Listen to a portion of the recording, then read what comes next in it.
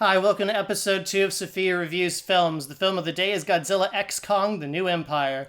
This is the type of film where a giant primate is equipped with a robot fist and a scaly kaiju becomes canonically trans by modding their body with pink spikes along their back, giving her a massive glow up. The plot is conspiracy theorist catnip, but I will touch on that more later in the review. Kong is chilling in Hollow Earth, just doing his thing. This guy doesn't GAF. Think about it. Think about that epic triple threat match against Godzilla and Mechagodzilla.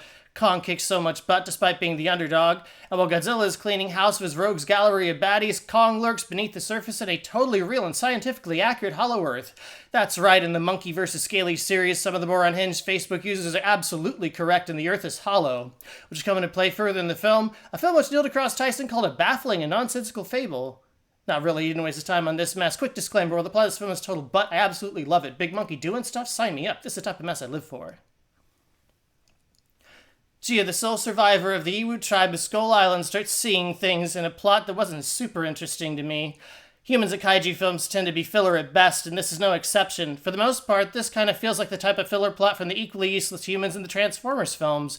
But again, not terrible. The kid is cute. It's fine. The visions cause Dr. Eileen Anders to show concern for her found family. Meanwhile, Godzilla's kaiju senses are tingling, so he rolls up to France picking a fight with a nuclear plant and he wins, slurping up radiation in the same way I slurp a Slurpee. Then Godzilla whooshes to Titan Tiamat's domicile. The ever-nosy and snoopy monarch decides Godzilla can't get good, so he must be over-leveling for the final boss and hoarding an entire game worth of elixirs. Kong adopts a Grogu named Suko, just your average standard issue little kid with no real dialogue or personality, but enough of an iconic design and coming from such a prestige brand that coffee mugs are sure to fly off of the shelves and into the hands of quirky wine-o'clock mommies all over the Midwest. His eyes are big, his heart is big, but he is small bean, and Big Monkey must protect Little Monkey. Then Scar King puts hands on Kong with a little illegal interference from Titan Shimo, a walking ice cube, Scar King puppets with his BDSM crystal. Shimo freezes Kong's right arm, giving a tangible reason for Kong to soon utilize a cyborg hand. That's right, dear listener. Monkey got Robo-Nux. Godzilla crushes Tiamat in like 2 seconds, and I feel like I got robbed out of a 20-minute rubber monster hug fight. But this isn't a Godzilla film or a King Kong film. This is a post-MCU American blockbuster. No time for cohesion with the actual brands being milked, just move fast and break things. The pink spiky glow-up occurs, at which point Godzilla becomes canonically trans until the end of time. Then in Cairo, Kong and Godzilla duke it out, then Mothra summoned by Gia sings Why Can't We Be Friends, and Godzilla and Kong start making out. Furry versus Scaly in the arena of love. Just kidding, this movie is fine, a lovely slice of cinema, but it certainly isn't that good. They do smash the stuffing out of the pyramids in a scene that is sure to be called culturally insensitive. Back to Hollow Earth, Scar King and his thirsty sub-Titan Shimo must be eradicated. Look for the final showdown in theaters, because this film has Kong in it, so you have to see it on a kaiju-sized screen.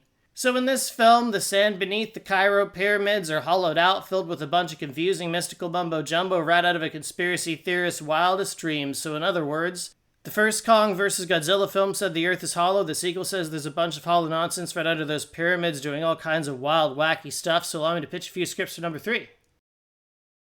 Stonehenge. One world government, aliens, vampires, but like the ugly kind that are mean. Kaiju Elvis.